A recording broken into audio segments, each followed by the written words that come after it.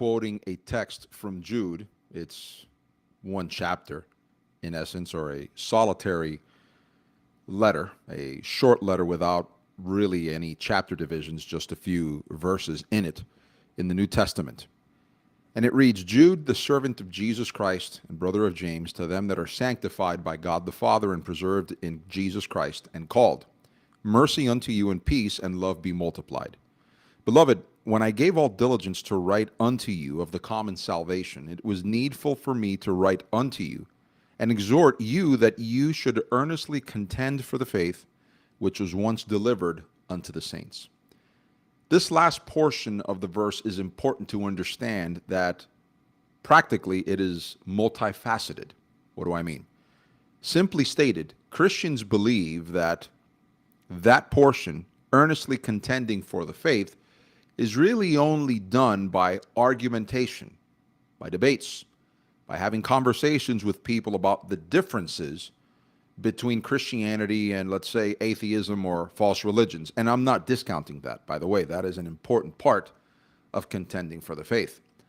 My argument is much deeper and much more subtle than that. What do I mean? And for the sake of what we're going to talk about on this live stream, this edition of the live stream of Irrespective, is that contending for the faith also means that you don't allow Christ's enemies within the gate. And that is our case study today on today's live stream with respect to Jordan Peterson. For those of you that have heard me speak on various topics throughout the years, you'll know that I for many years have warned Christians against giving too much heed to this guy, because this guy essentially is an enemy of Christ whilst grifting off of Christians and at the same time advancing ideas that are inherently antagonistic toward biblical Christianity. Of course, some may hear me say that, and maybe not knowing what I'm talking about, I will give you some background with evidence today that proves the aforesaid. But I'd like to use something that recently happened on X, a controversy that was generated, or as some would say, controversy that was generated by Jordan Peterson on X recently with respect to one particular topic to prove the aforesaid. What is the aforesaid? That one of the ways to contend for the faith is to disallow the enemies of Christ within the camp, within the gates, lest we allow subversive influences that use their ideas, secular notions, to try to bring down the knowledge of Christ. Paul couldn't have been any more explicit when he writes to the Corinthians that part of the job of the Christian is to bring down every single idea that arises against the knowledge of Christ.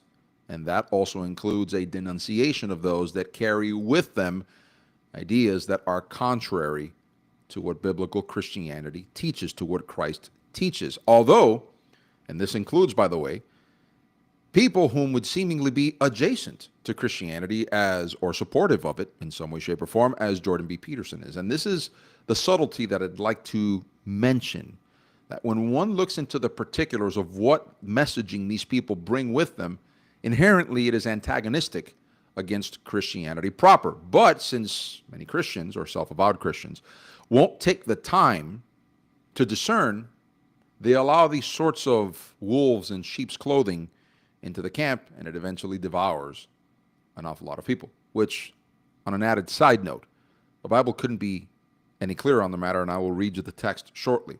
When Christians do this, they're actually co-participating. They are participating in the advancement of evil. The text, the biblical text, says so. I will read that shortly, but more on all of this in the upcoming commentary that I have for the audience on this edition of the Irrespective live stream. Welcome each and every one of you to this new episode.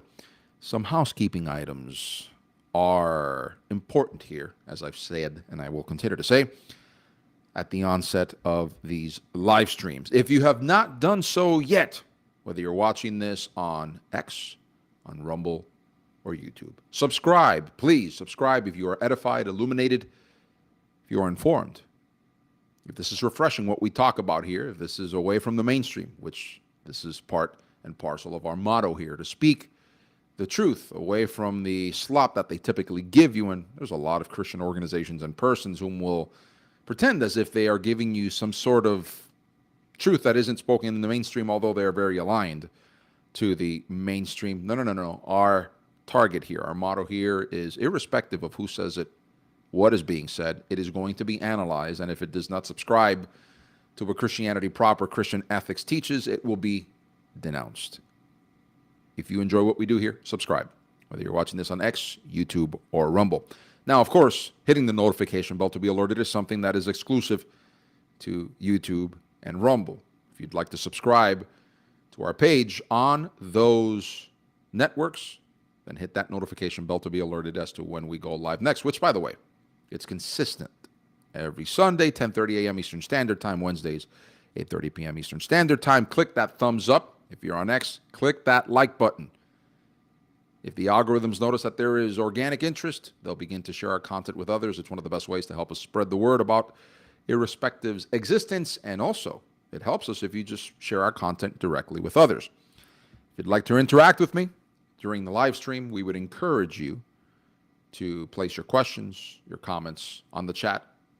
Wherever you're watching this, again, YouTube, Rumble X, place your question or comment in the chat so that you can participate in the live stream.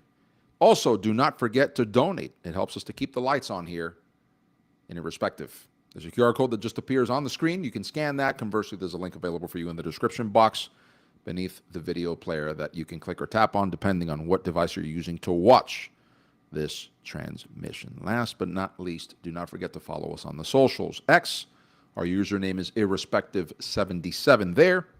And on TikTok, you can follow us by searching the username The Irrespective. Now, what is the controversy that has us talking once again about Jordan Peterson and using him as a microcosm for the topic that I have for the audience today? Let me share the screenshot with the audience of what was posted a couple of days ago on Peterson's account. Wes Huff, whom has become increasingly popular in the past few months as being a Canadian Christian apologist, decided to regard the constant back and forth that exists online with the term Judeo-Christian. And he had given his 5 cents on the matter, as you can read here. So much noise online regarding the term Judeo-Christian. I would oppose the framing of the debate over the matter as noise. That is artificially discounting the substantive debate that needs to exist over a phrase that is a recent creation, by the way. When you look at the historical record, Judeo-Christian is a modernist invention in an attempt to have Christians support what is being sold to them as Judaism from the Old Testament, which, by the way, if you've read the scriptures, you'll understand that Judaism and Christianity cannot coexist as two equally valid faiths. Because as the author of the Hebrews patently says, which a lot of people believe it was Paul that wrote the author, he is the author to the letter to the Hebrews, all of these things, that is what we would classify, or some would classify as being under the Old Covenant, the Old Testament, some would call it, they've been abolished now in Christ Jesus as being inferior to this that Jesus presents to us under the New Covenant. That's the phrase that the Bible uses. So inherently, when Christians give aid and comfort ideologically to Judaism, which, by the way, modern Judaism, that's another point that needs to be underscored, is not the Judaism that is presented in the Old Testament. This is something that we've talked about. So for these reasons and others, the idea that somehow Christians are to support Zionism, modern day Judaism, etc., is not explicitly endorsed by the scriptures. As a matter of fact, the Bible actually denounces that as an embracing of something that is not Christianity, and therefore it's a problem. It's a sin. This is why I take issue with Huff using the term noise, because it's not noise. There are people like myself that are attempting to make the case that this is not noise. This is something that is substantive and actually detracts when you are a supporter of everything I've just profiled up until this point, which is error. That's not noise. Those are substantive disagreements, and you need to be right on the matter. If not, you've got a problem. So much noise online regarding the term Judeo-Christian. Guys, in academia, it's simply the term that describes the combined corpus of Old and New Testaments. That's not the way that it's used. Huff is misrepresenting that the defenders of the term Judeo-Christian are using it for very explicit purposes to give the idea, and I've quoted this before, many online commentators and apologists for Zionism and Judaism, they in essence advance the idea, and Mike Huckabee, our ambassador, America's ambassador to Israel, has openly stated that without Judaism, Christianity cannot exist, that Judaism is like the foundation of Christianity. That is also anti-biblical, as we have talked about before. I don't want to continue to focus on Huff because obviously I'm going to get to Peterson, but I'd like to offer these comments because it's a problem. It's a problem what Huff is saying here. So he misrepresents why the phrase Judeo-Christianity is used by the defenders of Zionism. Remember, the whole idea of trying to advance the very concept of Judeo-Christianity is to get Christians in the West to support the modern nation state of Israel's activities, so on and so forth. The Jewish heritage of the Hebrew scriptures combined with the New Testament. That's it. I know you want there to be, and he continues mentioning other things, but he's essentially wrong here, is an absolutist reduction of what the discord is, and his misrepresentation of it actually does a great disservice to the substantive conversation about it online. So Peterson enters into the fray, and since a lot of people extend to him legitimacy over him being some sort of wisecrack psychologist, which, as I've noted before, I've said it before and I'll say it again, this guy's a grifter, this guy's a liar. This guy noted long ago that there is an audience to be monetized here that includes a lot of Christians because a lot of his messaging is Christianity adjacent.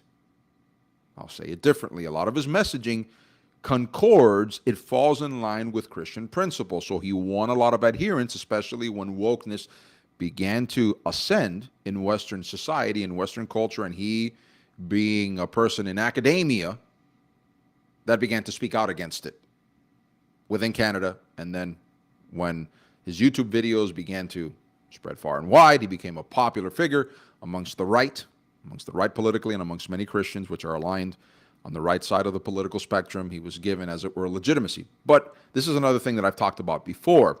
Christians ought not seek personalities to validate their faith. Our faith is validated by one thing and one thing only: Christ, whom is the truth. It's that simple. But a lot of Christians, they can't seem to grasp that concept, and they need some other figure, some other personality to legitimize their faith. That in and of itself is a problem, because Jesus himself says very clearly that what validates Christianity is Christ himself.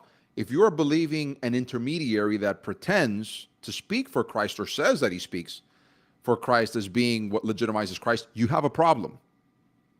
It's a subtlety, but it's something that has to be corrected by people whom self-profess Christianity.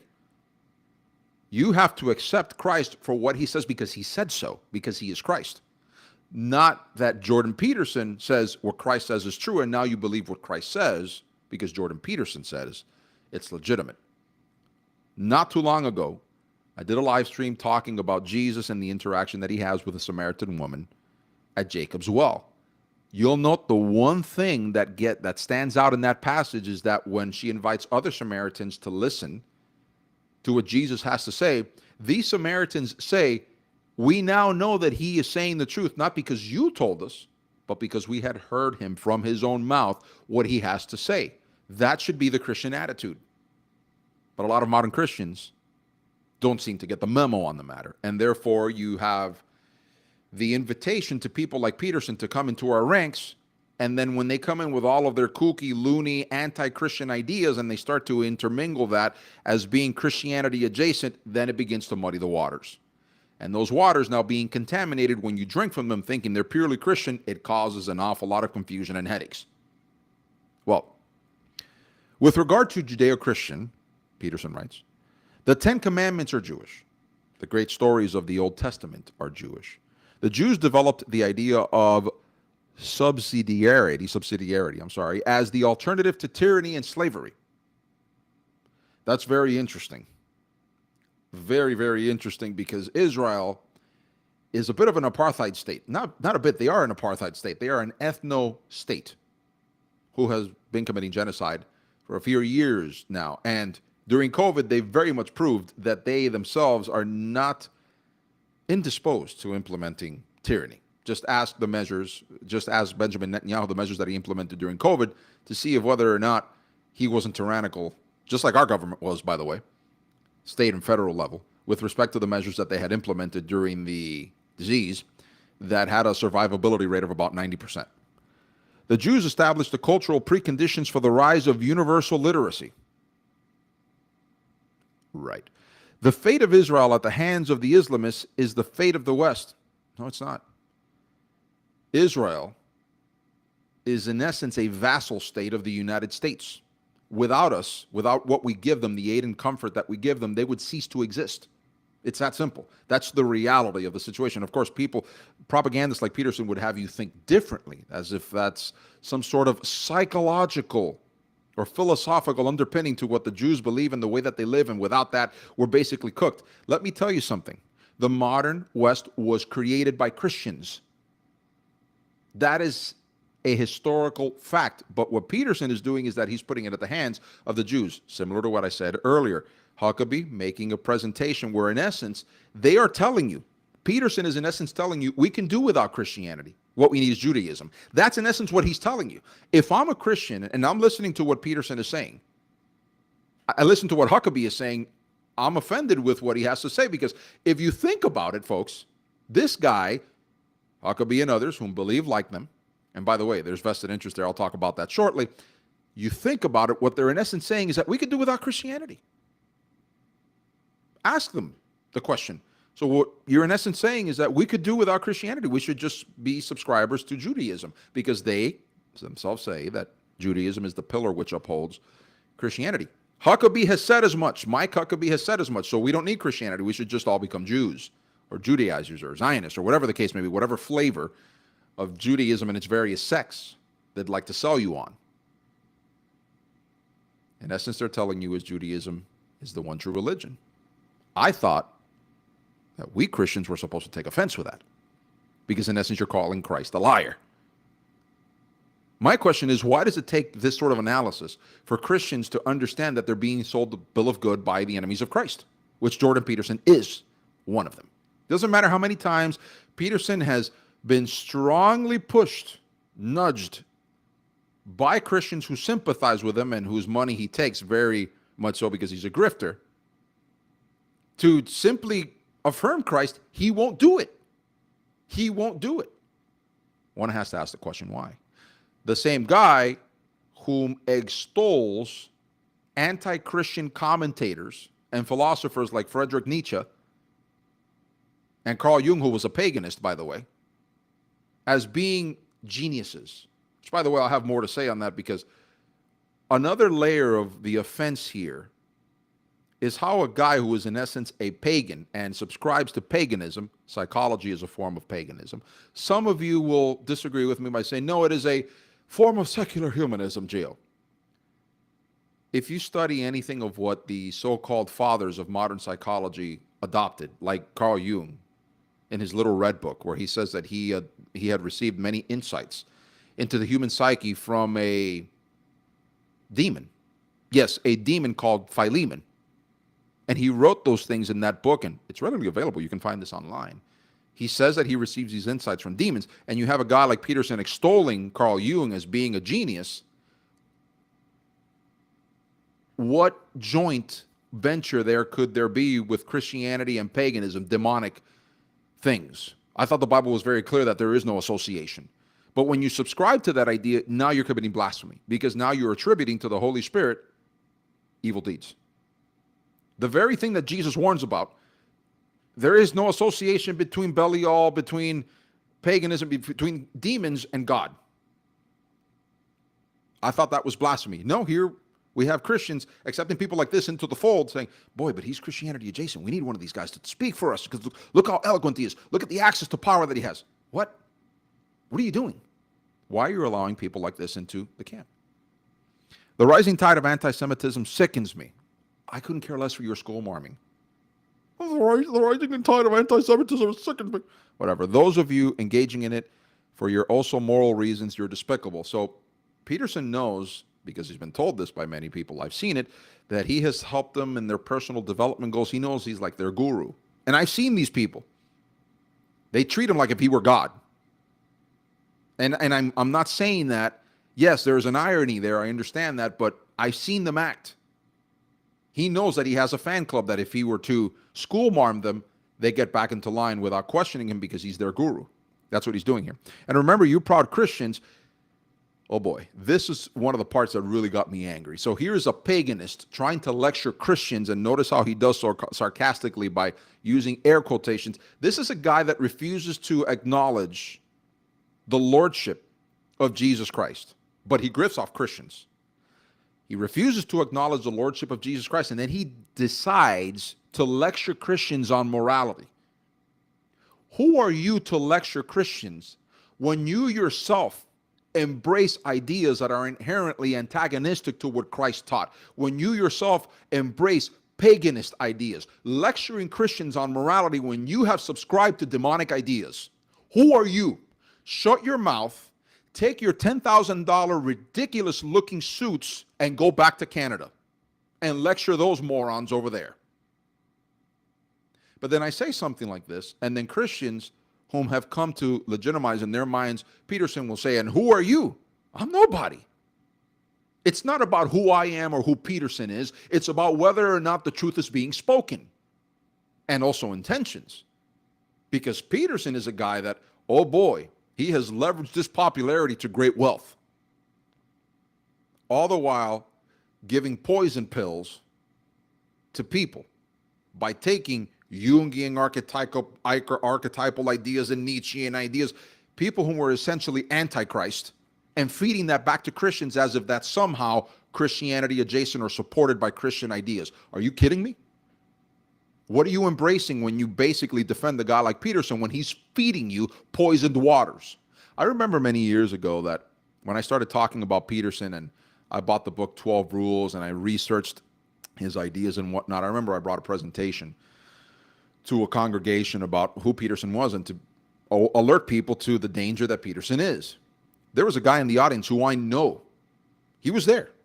Should have been listening. 2 weeks later, he approaches me and he says, hey, Gio, have you heard of Jordan Peterson? Did you not listen to what I had just spoken about the guy? No. Itching ears. I like Peterson. Therefore, I'm going to automatically discount what you have to say on the matter. You can either heed the truth, or you can be a person who follows in the cult of personality and allow yourself to be taken by, that guy has a big audience, this other guy doesn't, I'm just going to follow the guy that has the big audience. Completely discounting what Christ said about the differences between the wide path that leads to destruction and the narrow path that leads to life. Your choice.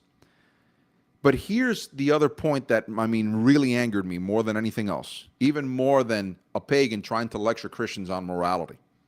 Christ himself was a Jew. That's the portion that I wanted to get to. That's the portion that I wanted to get to, because let's consider a couple of things here, folks. If you'll note, there are various online personalities who continue to use that phrase to run interference for and to shut down debate over the term Judeo-Christian and everything that is trying to be advanced by the defenders of Zionism, the modern nation state of Israel, for that. In essence, they are using Jesus as a cudgel, as a figurehead to tell Christians, you should not be criticizing the modern nation state of Israel or Zionism or anything else, the activities that they are undertaking because, hey, Jesus was a Jew. So Jesus now is a shield which disallows Christians from criticizing the modern nation state of Israel, Zionism, and all the activities that they undertake. Do you see how clever it is for these people like Peterson, whom are running interference for the enemies of Christ? I find this curious because when you think about it, when you inherently think about it, they are using the very person, and by they I'm talking about those who subscribe to Zionism or run interference for them, defend them. They are using the very person that these people led to death, pushed to death, as a way to try to silence Christians, as a way to lead Christians to not ask any questions. Let me repeat that again, so as to, if it didn't impress the importance of this matter to you, I'll repeat it again. The very same people that led to Jesus being killed, the Bible says very clearly, you read Thessalonians, you read Corinthians, you read the book of Acts, you read the Gospels. It wasn't just the Romans that put Jesus to death. The Jews themselves put Jesus to death. They kill Christ, and now the defenders of that death cult, directly or indirectly, are now using the very person that these people led to the death to try to silence you and have you not ask questions. So here you have Jordan B. Peterson, whom has taken money. Part of his vested interest, I said I was going to mention it earlier, is taking money from Zionists, persons, organizations, and whatnot, running interference for these people. By now using Jesus, he hijacks Christ in an attempt to get Christians, whom are highly critical, and rightfully so, of Zionism, of the regime that currently occupies or has control of Israel, what it's doing, committing genocide in the Middle East, et cetera, and also criticizing how they are hijacking Christianity in order to support what is a modern nation state and the political activities that they are undertaking. They're using Jesus as a cudgel to tell Christians to be quiet and not ask questions. The very same people whom led Jesus to his death. That is not only cunning, calculatingly cold. That's just downright evil. And Peterson is participating in this. And yet there are a lot of Christians that continue to support Peterson, even though he is receiving material support from the enemies of Christ and allowing himself to be used to tell Christians, become one with those whom are the enemies of Christ. Paul himself, by the way, for those of you that might want to accuse me of anti-Semitism, Paul says that for the sake of the gospel, including Jews themselves, whom don't subscribe to Christ, they are the enemies for the sake of the gospel. Read it. Paul says this. As are any other group of people, Gentile, Jew, whatever the case may be, whom are antagonistic toward Christ. Peterson is an enemy of Christ. For the sake of the gospel, he's an enemy of Christ. Anyone that does not recognize Jesus' lordship, Jesus being God, Jesus dying and resurrecting, if you do not assent to this, if you do not believe in it, you are an enemy of Christ. And they are enemies of Christians and Christianity proper for the sake of the gospel. But what does the Bible have to say about people whom, and I know some will say, Gio, but what you're describing here is, in essence, a very subtle delusion. But here's the thing, if I can pick up on it, and I'm not the only one, if I can pick up, mind you, here's the ironic thing. A lot of secularists have noted the grifting operation that Peterson himself is involved in and asked themselves, why can't Christians see this guy for who he is? If sinners can see this guy for who he is, and I can see this guy for who he is, why can't other Christians? The motives there, of course, are plenty. There are those whom, as I said earlier, will state that Peterson helped them in a very difficult time in their life, as if the Bible couldn't have helped them better than Peterson did. And therefore, they're willing to give him the benefit of the doubt. Still not right, because the ultimate truth is Christ, not Peterson. Others say that he's got a lot of Christian-aligned principles, even though not everything he says is true, but it's good to have a guy like him on our side. But as I've just proven to you, he's not on your side. He's willing to take the side of the enemies of Christ over and above you, whom supposedly he says he favors.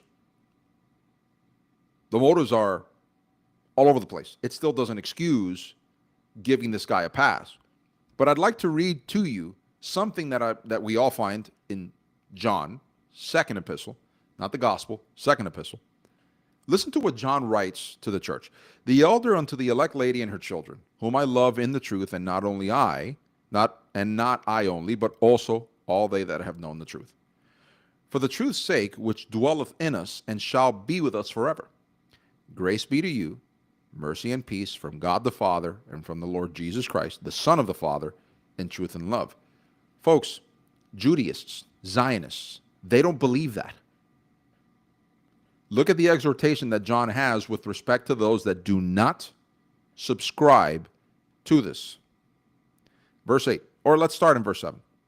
For many deceivers have entered into the world who confess not that Jesus Christ is come in the flesh. This is a deceiver and an antichrist. Pretty clear. Look to yourselves that we lose not those things which we have wrought, but that we receive a full reward. This couldn't be any clearer. Whosoever transgresseth,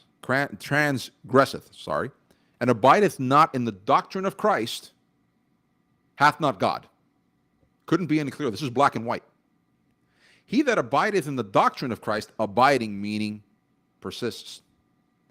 He hath both the Father and the Son.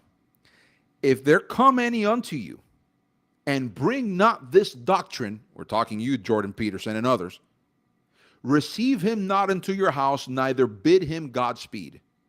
For he that biddeth him Godspeed is a partaker of his evil deeds.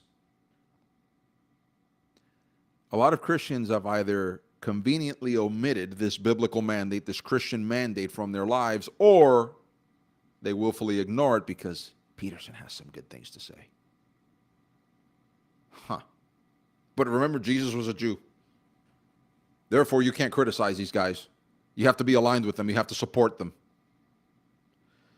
Correct me if I'm wrong, but I don't think Jesus supports the shutting down of critical discernment, the shutting down of righteous judgment, especially when it comes to the very religion and the people whom subscribe to that religion whom led him to his death, because he spoke the truth. Another text here that comes to mind, and I think you'll only find this in the King James Version, but it's pretty amazing the way that the translators of the King James Version Bible write this. Chapter 7, John chapter 7, the Gospel. After these things, Jesus walked in Galilee, for he would not walk in Jewry, capital J, because the Jews sought to kill him. That's interesting. Jesus was a Jew, but the Jews sought to kill him because he would not walk in Jewry. But this undercuts the very idea that I ought not criticize Jews because Jesus is a Jew. But that doesn't make any sense. Of course it makes complete sense, because when you understand the trajectory of what today is called Judaism, it's not the Judaism from the Old Testament, as Jordan Peterson would have you believe. If Jordan Peterson knew a thing or two, and I think he does, he just cleverly omits it, this guy would tell you that modern-day Judaism is not the Judaism, so-called, that is presented in the Old Testament. As a matter of fact, we have an entire letter in Galatians, where Paul, in essence, tells the Galatians, who has bewitched you to embrace that which you should not embrace, I'm paraphrasing, to fall away from Christ. Because the Galatians were listening to the Judaizers. Read the letter. It's in the Bible. It's in the New Testament. The Judaizers were going around saying to Christians, you need Moses, you need the law, you need circumcision.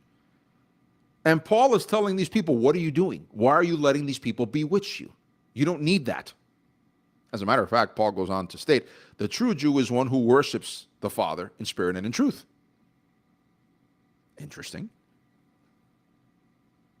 But here we have modern persons whom are, in essence, contradicting, trying to overturn what Christianity has been teaching now for thousands of years, Christianity proper, that you're not going to go out and support ideologically, monetarily, whatever the case may be, persons whom are the enemies of Christ. Just not going to do it. But a lot of Christians have been force-fed this idea in many ways, shape, or form. They've been brainwashed into thinking that, well, I have to support this group because they're somehow adjacent.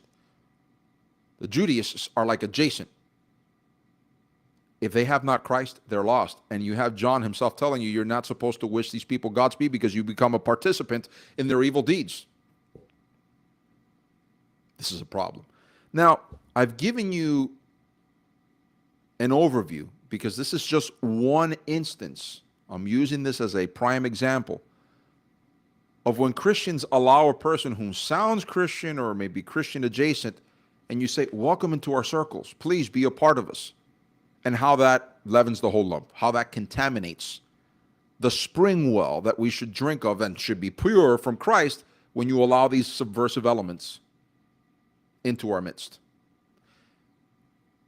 He's a microcosm. Jordan Peterson is a microcosm. But if you're not convinced enough, I have some other evidence here that I'd like to provide you with that continues to prove the aforesaid. I'd like to quote from Insight to Insight, which is J.D. Hall's, he's a former pastor, he's a commentator now, with respect to how Peterson has been receiving monetary compensation behind the scenes, and it behooves him to put out this messaging, not for any other reason other than it's his moneyed interest. So while people are out there believing and thinking that Peterson is doing this from a principled stand, what actually leads him to say these things and comment on things that he knows nothing of, but comments as an authority on them, and he lies outright about them, he's a deceiver, it's because there's moneyed interests in the matter. In an article titled Jordan Peterson, the Woke Right, and Attacking Christians in the Name of Zion, he writes the following: the Zionists turned toward Israel away from Christ. By 2022, Peterson's public persona took a decisive turn toward Zionism and a robust defense of Judaism, coinciding with his professional alignment with Jewish figures and pro-Israel organizations. This shift was most evident in his affiliation with the Daily Wire, a conservative media outlet co-founded by Ben Shapiro, an Orthodox Jewish commentator known for his unwavering support for Israel. In June 2022, Peterson announced he would produce content for the Daily Wire streaming platform, including podcasts, lectures, and specials. This partnership placed him in a network with deep ties to pro-Israel advocacy, as the Daily Wire has been linked to donors like Robert Shillman, a philanthropist who funds the Zionist Organization of America and the Friends of the Israel Defense Forces. IDF being one of those groups that, when you look at the founding of Israel, was a terrorist organization. Peterson's rhetoric soon reflected this alignment. In a 2022 video produced by the Daily Wire titled Message to Muslims, he urged Muslims to embrace the Abraham Accords, a U.S. brokered normalization deal between Israel and several Arab states. He framed Israel as a beacon of democracy and a moral necessity, stating, Israel's existence is a testament to the resilience of the Jewish people, and we should all support its right to thrive. If you think about it, how did the world exist then without Israel having a nation for themselves, an ethno-state until 1948? How did the world survive if they are supposedly the upholders of morality in the whole world and bring forth civilization? Doesn't make any sense. Critics, including Middle East Monitor, argued this ignored Palestinian suffering and served as propaganda for Israeli interests, rightfully so. The video's production by the Daily Wire fueled speculation that Peterson's stance was shaped by his new employers, of course. By the way, to give you some other background here, he also puts forth a video, I remember the controversy very well, stated a message to Christian churches. Curiously, there was something missing from this message to certain groups. And it was a message to the Zionist world, to Jews, what have you. And people brought this out on him. They had called him out on the seeming void on the matter. And how did he return the favor? By, in essence, denouncing said people as lunatics and, crazies or anti-Semites. Right. One last point I'd like to bring before I bring this transmission to a close. I said earlier that Peterson is, in essence, a pagan, which he is. I gave the evidence earlier, and you can look up his talks online. You'll find that he speaks very highly of people like Nietzsche and Friedrich Nietzsche and Carl Jung as people whom he draws most of his inspiration from, his ideas from, etc., etc. As I said earlier, Jung was a paganist. Although he tried to cloak himself as a secular humanist for supporting and advancing psychotherapy, the guy was in essence a pagan. If you know anything about psychology, you'll know that it's deeply tied into occultic ideas. For example, Freud talked about a thing called the Oedipus complex, which explains away a lot of supposed human interactions. If you know anything about the Oedipus complex draws on a Greek mythology, on a Greek play in which a man fights vigorously for the love of his life only to find out that the love of his life is his mother. And Freud took this idea to mean that there's this sexual tension that exists between sons and their mothers that eventually gets reflected in other aspects of life. Yes, he advanced that not only pagan, but just downright immoral and sexually immoral idea. Jung, closely associated at one point, although they eventually broke off from each other, picked up on this idea and also advanced certain concepts similar to this. Well, something interesting popped up on one of my X feeds when he posted the comment that I had shown you earlier. And I did not know that this existed.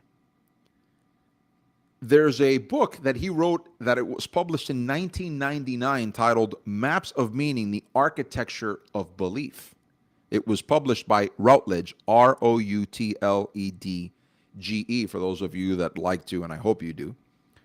Check the references on what I am quoting here. And I remember I'm looking because this person posted a screenshot of this excerpt that Peterson posts, because someone had made the following comment in reference to what Peterson had posted here.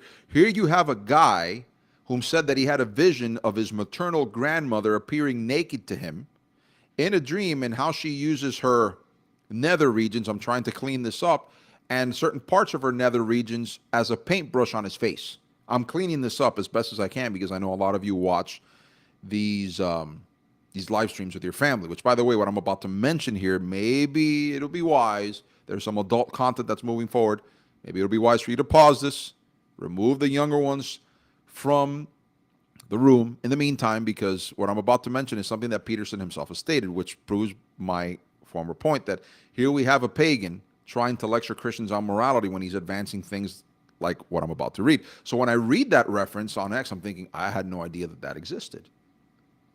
So I visit an AI chatbot, Venice AI, and I ask it, find the reference, whether article, book, or other writing from psychologist Jordan B. Peterson, in which he references having a vision or dream in which his maternal grandmother appears to him naked, holding her pubic hair in her hand, and she touches him with it, uses it as a paintbrush of sorts. This request is for research and not quotation purposes, not sexually inappropriate purposes. I have to mention that because in some of these AI chatbots, rightfully so, when they notice that there's sexual promiscuity happening, they basically block the chat. So I had to make sure that this was, I'm making my intentions clear. It referenced back, by the way, that I was right. Well, it gives me the reference. It says the reference you're looking for is Maps of Meaning, The Architecture of Belief, 1999, Jordan B. Peterson. The reference you're looking for gives it to me, and it says, according to one source, the passage appears on page 164 of the book. I'm just going to read a portion of it. Quote, I dreamed I saw my maternal grandmother sitting by the bank of a swimming pool that was also a river. In real life, she had been a victim of Alzheimer's disease and had regressed before her death to a semi-conscious state. In the dream as well, she had lost her capacity for self-control. Her genital region was exposed dimly. It had the appearance of thick mat of hair. She was stroking herself absent-mindedly. She walked over to me with a handful of pubic hair compacted into something resembling a large artist's paintbrush. I can continue to read. I'm not going to read this because this is like sodomy in essence. This is incestuous material here that is being advanced. But of course, Peterson's defenders will now come out and say, yeah, but he was using that. Anybody that's read his book, because I've read the rest of what the context is. This is basically, well, you know what, just to make my point, I'm going to, in essence, read. And I asked it, by the way, I asked the chatbot if this was Peterson recounting his own experience, not something that he had heard from a patient or whatnot. And it says Peterson presents this as a personal dream experience. So the contextual topic is Jungian archetypes of the great and terrible mother. In essence, long story short, how many tribes and cultures throughout the world have seen the feminine and its so-called two sides, and how this manifests itself in interpersonal relationships. I'm not going to get long in the teeth of that explanation. The only reason that I'm bringing this up is here you have a guy who legitimizes this paganism. Because in essence, he says that Jungian archetypal dreams and interpretations are a proper methodology for understanding human interactions. He's using paganist ideas as answers for daily living. And Christians have taken this guy and said, you're one of our own. To prove the point, as this live stream is titled, Jordan Peterson, a study on what happens when we allow enemies within the gates. The evidence I've given is unimpeachable, completely unimpeachable. You can try. As a matter of fact, I would encourage you to try. But here we have a case study of what happens when we allow the enemies of Christ, pretending as to be sympathetic to Christ and to his gospel, within the gate, and we extend them legitimacy. And how said activity actually turns out to be a problem for Christians in the short and in the long term, because you allow people with ulterior motives, receiving financial interest from Christ's enemies behind the scenes, lecture and try to guilt Christians into endorsing ideas and actions which are inherently anti-Christian from people whom are anti-Christ. Some people will get caught up in the argument over Judeo-Christian and Zionism, and all. They'll look at that and say, well, here we go again, Gio. This is another. Instead of understanding what I'm trying to explain to you, Jordan Peterson is a case study of what happens when Christians undiscerningly allow the enemies of Christ and their foot soldiers into our midst, only to see the damage that they bring about, that they wrought to Christ's gospel and to its adherents by allowing ideas that are essentially anti-Christian into our midst, and to try to convince Christians to be co-participants in the advancement of that which is anti-Christian. Christians who support this guy ought to be ashamed of themselves. And if they continue to defend this guy, even after all the evidence that I've given you, if you stuck around throughout the entire live stream, and you've supported Peterson, you need to repent.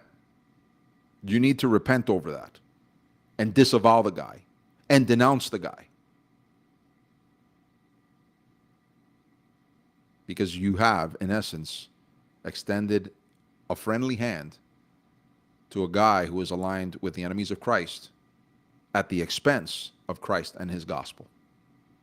This case study should be a reminder to us constantly that we need to be very vigilant, discerning, coldly discerning in every case, and judge with righteous judgment, lest we allow those whom oppose everything that is good and pure given to us by God the Father, by the Son, and by the Holy Spirit, lest they come into our midst to try to stain and defile that which the good Lord has given us.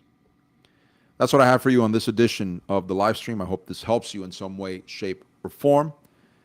As the Chiron invites, subscribe, hit the notification bell, click the thumbs up, and share our content if this is edifying to you. I will remind the audience that our next live stream will be on Wednesday at 8:30 p.m. Eastern Standard Time. Same bat time, same bat channel. Also, don't forget to donate. Helps us to continue to put out this content for your edification. There's a QR code in the upper left-hand corner of the screen that you can scan. Conversely, there is a link available to you in the description box beneath the video player. And last but not least, do not forget to follow us on the socials. Irrespective77 is our username on X, and on TikTok, our username is The Irrespective. That's all the time I have left for this edition. I hope you enjoy the rest of this Sunday between you and your loved ones. On to the next occasion that we gather. Adieu and Godspeed.